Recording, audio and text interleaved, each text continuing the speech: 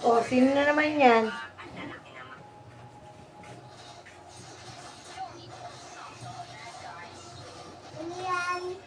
Sino yan?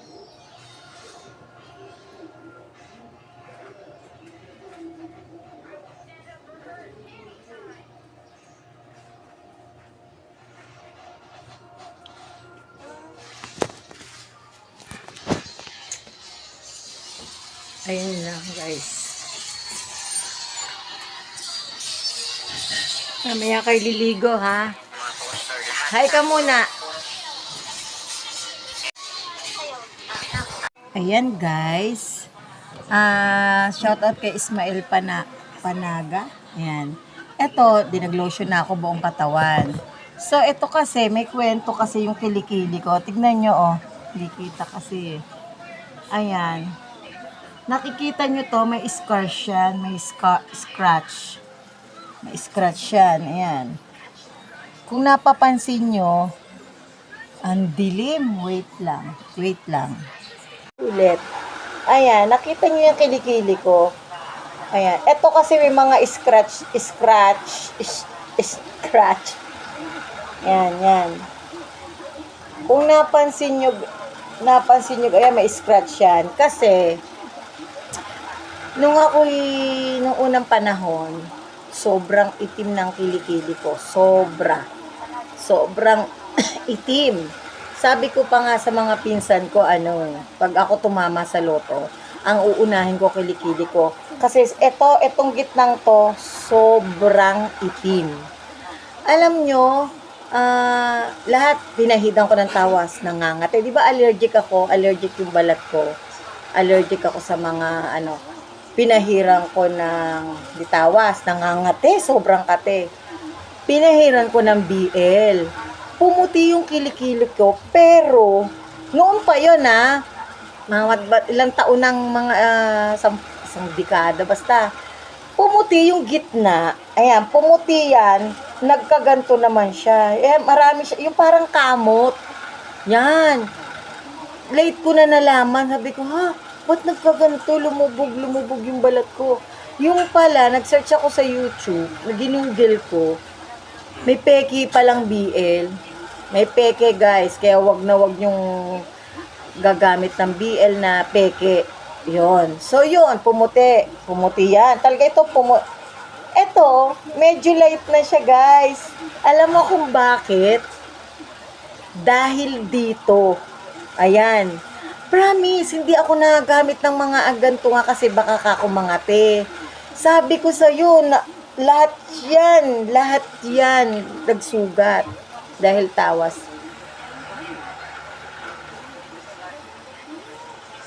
So, yan. Tapos itong mga kamot na to, nilalagyan ko siya ng ng Cetaphil, yung may mga kamot. Yan. Alam niyo bang dati mapupula yan? Ilalagyan ko yan, yung may mga scratch. Diyan, yan, nilalagyan ko yan, yung may mga scratch na yan. Kung saan may scratches, yun lang nilalagyan ko. Late ko na to nagawa kasi hindi ko alam eh. Kasi wala naman ako nito eh.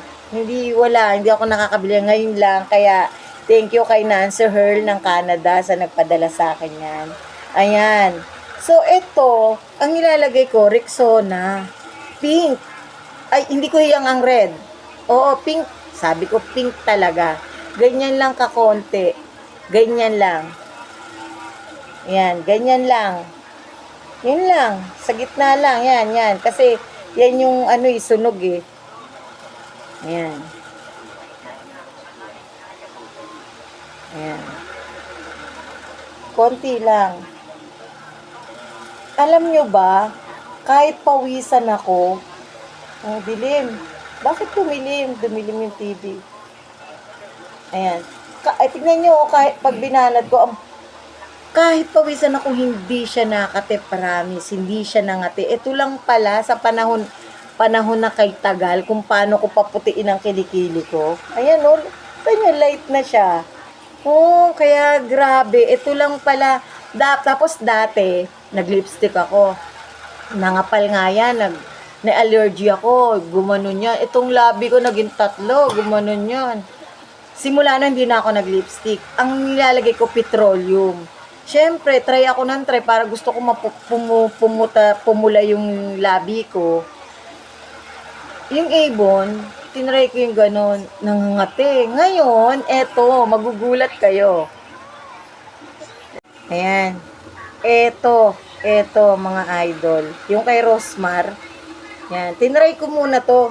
Ay, ayaw mo buksan. Tinry ko muna to nung pagkabili ko. Tapos, tinry ko kung gabi yun eh. Yan, tinry ko nung gabi. Pinakikiramdaman ko kung mamamaga itong bunganga ko. Ay, hindi siya namaga. Grabe. Kaya tinitipid ko to eh. Tsaka matamis pati siya. Hindi siya namaga, promise. Ang hinahanap ko ngayon, yung pandito. Kasi mahilig ako maganto. Siyempre, di ba? Kasi may ginamit ako eh. Hindi ko nasasabihin yung brand. Namaga naman tong mata ko. Alam nyo, lola nyo, talandi. So, yun. Maghahanap pa ako ng kung anong hihiyang sa akin. Kasi itong Cetaphil, talagang yan ang nilalagay ko sa mukha ko. Dati ni Bea, oo. Parang nangangati yung mukha ko. Maano nga itong balat na to, maarte. Ang hirap, kung akala nyo talagang mahirap siya. Kasi, hindi ka pwede. Tapos kumain ako ng manok. Yung binutlig lang ako sa paa, pinahiran ko ng Cetaphil. Ayan, nahumupa siya, agad-agad. Kasi nga, noon, kaya nagtitrigger siguro yung aking mga balat. Siyempre, siya, ang tawag dito, hindi nga ako makabili nito, nitong Cetaphil na to. Hindi ako makabili. Kaya, ang lagi kong pinapahid yung sa balat ko yung clobetasol. Sabi ng doktor, huwag ko daw laging pahira noon kasi ninipis daw ang balat ko, masama daw yon. Kaya itong Cetaphil talaga, sobra.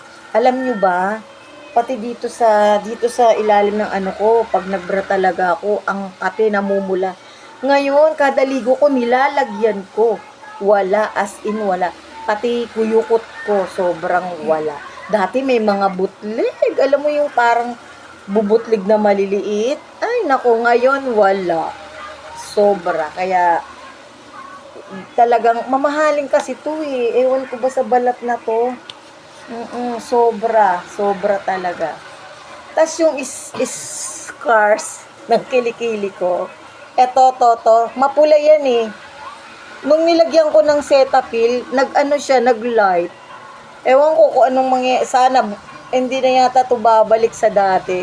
Pero hindi siya mapula. Hindi siya mapula, mga kapepay. Ayan tignan mo kilikili ko. Nung panahon ng hapon, ay nadilim kasi. Eto maitim. Yan, sobrang itim. Tapos, di ba ang tagal ko nga makahanap ng magkakagusto dito sa katawan ko. Ito, tinry ko talaga to. Sobra. Hindi siya nangangati. Hindi siya, yan. Pati nitong, pati itong lips ko. Diba? Ito pang hanapin ko, ito, dito, ito. Kasi may kilay na akong nakasundo eh. Hindi ko alam pangalan. Bigay lang ni ate. Hindi ko alam kung anong pangalan nun. Pag nag-iba, mangangati yan, kakapal yan. So, yun. Abangan nyo pang lumay itong kiliki. Ayun talaga, grabe. Ito, sobrang itim yan. Ayan, yan, ito. Sabi ko pa noon, pag ako nanalo sa loto, uunahin kong kilikili ko talaga, pa-derma ko yan. Sa awa naman ng Diyos. Ayan, nakakuha ako ng Tsaka itong balat ko, kasi noon, kain na. Siyempre, mahirap lang kami. Kain ng Sardinas, nangangati yan, mga teme. Yung maliliit siyang butlig, ngayon sobrang wala na. Yun lang. Ayan. Ayan, shout out kay Amy Mapalad ng Victoria. Yung toyo mo, walang lasa, madam. Walang lasa, lasang tubig. Lasang tubig. Ayan. Tapos na ako magpakain ng aking mga alaga. Patay mo muna yan. Ano, kamusta kayo? Masarap ba yung siomay? Patay niyo yan. Masarap ba yung siomay? Oh, Yung toyo, masarap hindi? hindi po. Ha? Po. Ano? Hindi. Po masarap. Anong lasa ng toyo? Wala. Wala. Ikaw, Kobe. Walang lasa. Walang lasa. Walang lasa. Walang lasa yung toyo ni Mapalad, Amy, no? Eh, pero yung siomay, masarap. Kaya lang, walang lasa. Ayan guys, hanggang dito na lang. Nakapayat ako guys, feeling ko payat talaga. Ayan o, lalo pag mainit, doon sa tindahan ko doon, sa kanto. Siyempre, mainit, mababa bubong. Oh, mapula-pula yung ganito ko, mga kapepay. Ayan, maganda talaga yung setup, in promise. Tapos, sa susunod na video ko, kung ano yung kahiyang ng anit ko, magugulat kayo guys. Mura lang siya. Ang bango pa. Sa susunod na video ko. Ayan. So, goodbye. And paalam na. Kaya yung mga maiitim ang kilikili dyan, mag-Rexona na kayo. Ayan. So, bye-bye!